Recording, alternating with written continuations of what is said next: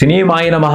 నేను mister B. నా మాట సూటిగా ఉంటది, మ్యాటర్ క్లియర్ గా ఉంటుంది. మీరు చూస్తున్నారు మిస్టర్ బి ఛానల్. ఈ వీడియోలో మనం మాట్లాడుకుందాం బబుల్ గమ్ మూవీ రివ్యూ. సుమా కనకాల ఈ పేరు తెలియని తెలుగు వాళ్ళు ఉండరు అంటే అతిశయోక్తి కాదు.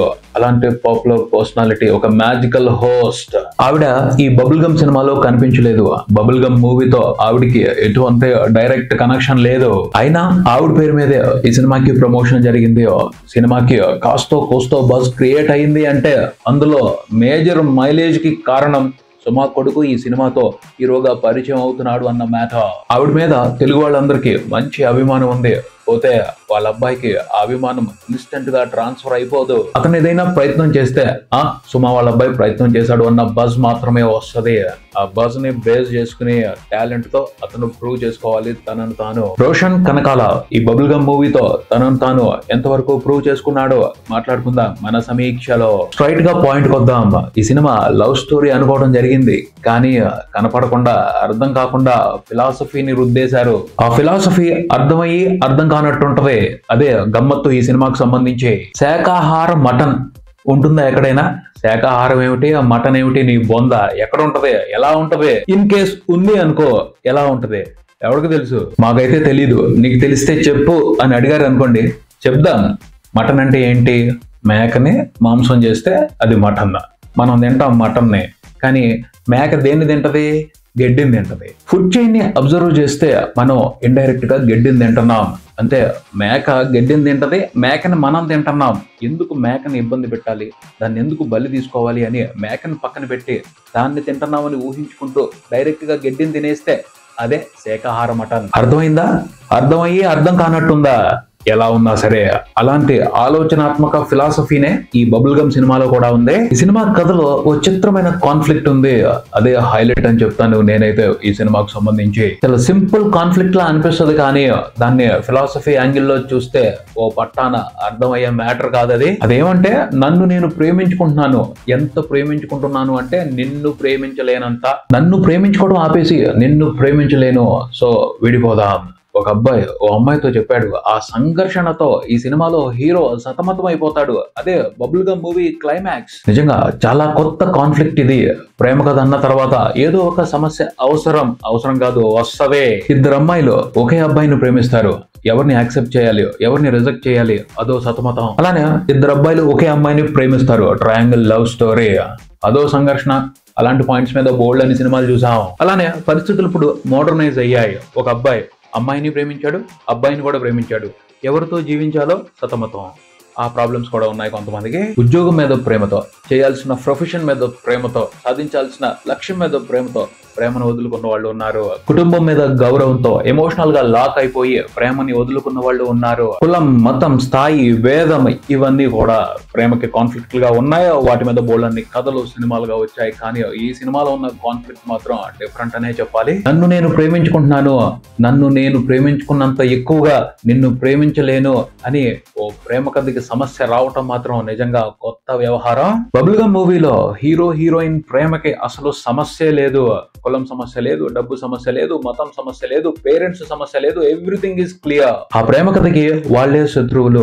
వాళ్ళ ప్రేమకి వాళ్లే పరీక్షలు పెట్టుకుంటారు. ఆ పరీక్షలో గెలిచారో ఓడారో మనకు అర్థం కాదు. ఎందుకంటే వాళ్ళు గెలిచారో ఓడారో తెలియాలి అంటే ఫిలాసఫీ అర్థం కావాలి. ఆ ఫిలాసఫీ ఏమో ఓ పట్టాన లొంగదు. సినిమా ఫస్ట్ హాఫ్ లో ఇంట్రెస్టింగ్ లవ్ స్టోరీ ఉంటది. ఎటువంటి బంధనాలు లేకుండా హీరో హీరోయిన్ స్వేచ్ఛగా లివింగ్ లో ఉంటారు. కానీ పొసెసివ్నెస్, షార్ట్ టెంపర్, యాంగర్ ఇలాంటి సమస్యలు ఆ ప్రేమ కథలో చిచ్చు పెట్టాయి. ఎంతలా చిచ్చు రగిలింది అంటే హీరో సెల్ఫ్ కాన్ఫిడెన్స్ దెబ్బతింది. ఇది కదరా కాన్ఫ్లిక్ట్, స్ట్రాంగ్ గా ఉంది కదరా అనిపించింది. కానీ సెకండ్ హాఫ్ స్టార్ట్ అవటమే ఈ కాన్ఫ్లిక్ట్స్ అన్నిటికీ కూడా సొల్యూషన్ కనిపించేసింది. Very easy solution. అయినా సరే వాళ్ళిద్దరి మధ్యన బెట్ నడుస్తుంది. ఏం లవర్స్ రా వీళ్ళు, బయట లవర్స్ కి ఎన్ని సమస్యలు వస్తున్నాయి, ఎలాంటి సమస్యలు వస్తున్నాయి, వాటితో ఎంత బాధపడుతున్నారు.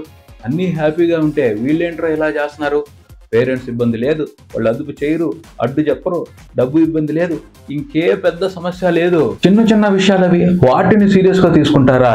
వాటిని పక్కన పెట్టేసి అడ్జస్ట్ అయిపోతే హ్యాపీగా ఉండొచ్చు కదా అని సామాన్యులకి అనిపిస్తుంది. కానీ నన్ను నేను ఇష్టపడినంత నా లవర్ ని ఇష్టపడటం లేదు అన్న మ్యాటర్ అంత సింపుల్ గా అర్థమయ్యే మ్యాటర్ కాదు. అదొక స్ట్రాంగ్ మెంటల్ ఇష్యూ. మనిషి లోపల ఇంటర్నల్ గా జరిగే చాలా పెద్ద సంఘర్షణ. ఆ సంఘర్షణ బయట వాళ్ళకి కనపడదు, అర్థం కాదు. అలాంటప్పుడు ఆ మనిషిని వాళ్ళు తెక్కోడు అనుకుంటారు. సినిమాలో హీరో ముందు హీరోయిన్ నే ఎక్కువ ప్రేమించాడు, తనకంటే ఎక్కువ ఆ అమ్మాయినే ప్రేమించాడు. కానీ ఒక ప్రాబ్లం వచ్చింది. ఆ తర్వాత ఆ అమ్మాయి మీద ఉన్న ప్రేమని తన మీదకి మార్చుకున్నాడు. ఎవరినాడు ప్రేమించుకుంటాడు, ఇది జనరల్ విషయమే కదా. ఎవరినాడు ప్రేమించుకుంటూనే అమ్మాయిని కూడా ప్రేమిస్తాడు. అలాగే చాలా మంది జీవితాన్ని గడిపేస్తున్నారు. కానీ ఈ సినిమాలో హీరో అలా కాదు. తనకంటే ఆ అమ్మాయిని ఎక్కువ ప్రేమించటమే అసలైన ప్రేమ. అది ఈ సినిమాలో హీరో సిద్ధాంతం. అది లేదు కాబట్టే వద్దు అని రిజెక్ట్ చేశాడు. ఇది కూడా ఒక సమస్యేనా అనిపించవచ్చు. సమస్య, మోసం చేస్తున్నాడు కదా ఆ అమ్మాయిని. హీరో అయితే క్లారిటీగానే ఉన్నాడు.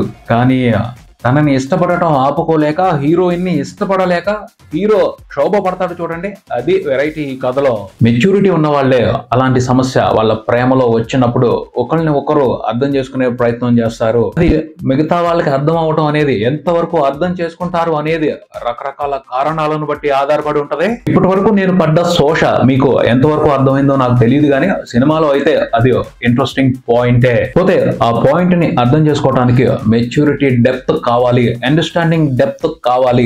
అలాంటి డెప్త్ డైరెక్టరు, రైటరు కథ చెప్పేటప్పుడు ఇవ్వాలి. ఇవ్వలేకపోతే సినిమా అంతా పిచ్చితనంలా అనిపిస్తుంది. బ్యాడ్ లక్ ఏమిటి అంటే ఈ సినిమాలో అలాంటి డెప్త్ ఇవ్వలేకపోయారు. డెప్త్ ఎందుకు రాలేదు అంటే ఈ ఇంట్రెస్టింగ్ పాయింట్ ని సినిమా క్లైమాక్స్ లో రివీల్ చేశారు. అప్పటి వరకు ఏంట్రా వీళ్ళ గోల, మన టైం ఎందుకు వేస్ట్ చేస్తున్నారు, వీళ్ళ టైం ఎందుకు వేస్ట్ చేసుకుంటున్నారు అని అనిపిస్తుంది. అలా ఎందుకు అనిపించింది అంటే ఇంటర్వల్ అయిపోయిన తర్వాత, సెకండ్ హాఫ్ బిగిన్ అయిన తర్వాత 15 minutes కే ఓ కన్క్లూజన్ తో సినిమా కంప్లీట్ అయిపోయింది అన్న ఫీలింగ్ వచ్చింది. అయినప్పటికీ సినిమాకి బబుల్ గమ్ అని టైటిల్ పెట్టారు కాబట్టి క్లైమాక్స్ వరకు సాగదీశారు. సెకండ్ హాఫ్ స్టార్ట్ అయిన కాసేపటికే కాన్ఫ్లిక్ట్ డైల్యూట్ అయిపోయింది. ఇంకో కొత్త కాన్ఫ్లిక్ట్ ఉంది అన్న హింట్ కూడా ఇవ్వలేదు. ఈ స్పెషల్ పాయింట్ తో ఉన్న కాన్ఫ్లిక్ట్ ని క్లైమాక్స్ లో రివీల్ చేసి సర్ప్రైజ్ చేద్దాం అనుకున్నారు. దానికోసం సహనానికి పరీక్ష పెట్టారు. ఎరక్కపోయి వచ్చాము, దొరికిపోయాము అన్న ఫీలింగ్ ఉంటది సినిమా సెకండ్ హాఫ్ లో. బబుల్ గమ్ ని అవసరానికి మించి సాగదీసి సహనానికి ఎలక్షన్ పెట్టారు. అంటే సెకండ్ హాఫ్ లో వచ్చే సీన్స్ అన్నిటిలోకి ఏ సీన్ ఎంత ఎక్కువ సహనానికి పరీక్ష పెట్టింది అని ఓటేసి మనం గెలిపించుకోవాలన్నమాట. అలాంటి గేమ్స్ ఆడుకుంటే కాస్త టైం పాస్ అవుద్ది, అంతేగాని సీరియస్ గా కథలో ఇన్వాల్వ్ అయితే కోపం వస్తుంది. ఈ సినిమాకి మరో మైనస్ ఏమిటి అంటే ఎమోషనల్ హై ఇవ్వలేని, గ్రిప్పింగ్ లేని రైటింగ్ సినిమా మీద ఆసక్తిని స్మూత్ గా చంపేస్తుంది. ఇంట్రెస్టింగ్ పాయింట్స్ తీసుకోవాలి, వాటితో ప్రయోగాలు చేయాలి. ప్రయోగాలు చేసినప్పుడే కొత్తదనం వస్తుంది. పోతే ఆ కొత్తదనం ఎలా ఉండాలి, అర్థమయ్యేట్టు ఉండాలి, ఆకట్టుకునేట్టు ఉండాలి, అందంగా ఉండాలి. మాకు అర్థమైంది, మా గ్రూప్ వరకు అర్థమైంది, సినిమాకి పనిచేసిన వాళ్ళ వరకు అర్థమైంది అనుకుంటే సరిపోదు. సినిమా సరిగ్గా లేకపోతే జనాలకి ఏమీ పోదు. శుక్రవారం ఓ సినిమా వచ్చింది, వెళ్ళిపోయింది అని లైట్ తీసుకుంటారు. ఆ సినిమాతో నష్టపోయేది, ఆ సినిమా కోసం వెచ్చించిన టైంని, శ్రమని, డబ్బుని వేస్ట్ చేసుకునేది ఆ సినిమా మీద ఆశ పెట్టుకున్న వాళ్ళే. యూట్యూబ్ లో మ్యూజిక్ వీడియోస్ చేయటం, షార్ట్ ఫిల్మ్స్ తీయటం కాదు, బిగ్ స్క్రీన్ మీద ఇంట్రెస్టింగ్ గా కథ చెప్పడం అంటే సినిమా తీయటానికి ఇంకా better, best, excellent, extraordinary skills ఉండాలి. అవైతే ఈ సినిమా మేకింగ్ లో కనిపించలేదు. 2 సినిమాలు తీసిన అనుభవం ఉన్న డైరెక్టర్ ఈ సినిమాని డైరెక్ట్ చేసినట్టు, కథ చెప్పినట్టు, సినిమాని చూపించినట్టు అనిపించలేదు. ఎవరో ఫ్రెషర్ వచ్చి సినిమా తీసినట్టు అనిపించింది. పోతే ఏ మాట కామాటే రోషన్ బాగున్నాడు, ఎక్స్పెక్ట్ చేసిన దానికంటే బాగున్నాడు. అతని పెర్ఫార్మెన్స్ లో, అతని బాడీలో మంచి ఈజ్ ఉంది, కాన్ఫిడెన్స్ కణకణలాడుతూ కనపడుతుంది. మంచి క్యారెక్టర్స్, మంచి కథలు పడితే నిలబడతాడు. తన పాత్ర పరిధి మీద రోషన్ బాగా యాక్ట్ చేశాడు. క్యారెక్టర్ ఇంట్రెస్టింగ్ గానే ఉంది, కానీ డిజైనింగ్ లో లోపం ఉంది. ఆ క్యారెక్టర్ ఫేస్ చేసే సిచ్యువేషన్స్ వీక్ గా ఉన్నాయి. దాని మూలంగా తేలిపోయింది అతని పెర్ఫార్మెన్స్, ఆ క్యారెక్టర్. కొత్త హీరోయిన్ చౌదరి బాగుంది. అమ్మాయి ఎమోషనల్ సీన్స్ లో తేలిపోయింది, రొమాంటిక్ సీన్స్ లో బాగుంది. అంత మటుకే. మొత్తంగా బబుల్ గమ్ ఈ సినిమా గురించి చెప్పేది ఏమిటి అంటే సింపుల్ గానే ఉంటది, కానీ సింపుల్ గా అర్థమయ్యే కథ అయితే లేదు. ఈ సినిమాలో ఫిలాసఫీ ఉంటది, క్లారిటీ ఉండదు. సెకండ్ హాఫ్ గట్టిగా బోర్ కొడుతుంది. ఈ కండిషన్స్ చూసుకుని వెళ్తే ఒకసారి వెళ్ళండి సినిమాకి. ఇది ఇక్కడికి. మరో వీడియోతో మళ్ళీ కలుద్దాం. ఈ వీడియో మీకు నచ్చితే లైక్ చేయండి, మీ ఫ్రెండ్స్ తో షేర్ చేసుకోండి, మీ అభిప్రాయాన్ని కామెంట్ చేయండి, ఈ ఛానల్ ని సబ్స్క్రైబ్ చేయండి. నేను మిస్టర్ బి, ఈ watching mister B channel. Thank you.